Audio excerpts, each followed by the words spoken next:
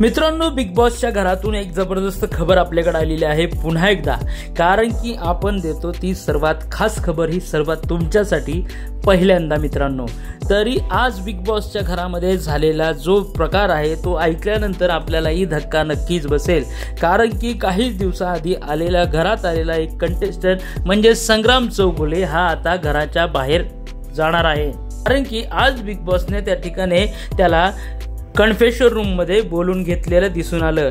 मात्र त्या ठिकाणी आधीच्या टास्कमध्ये संग्रामच्या हाताला झालेली दुखापत पाहता संग्रामच्या हाताला फ्रॅक्चर झाले असल्याचे डॉक्टरांनी सांगितले आहे।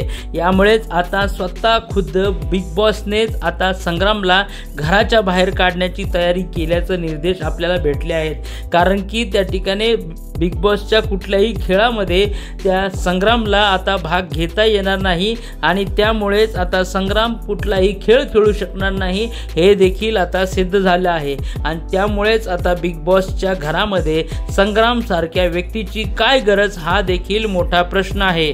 कारण की संग्राम चौगुलेला हा अरबाज आणि वैभवसाठी लढण्यासाठी मागवला गेला होता आणि ह्याच गोष्टीची आठवण पॅडी दादाने दरवेळेस त्याला करून दिली।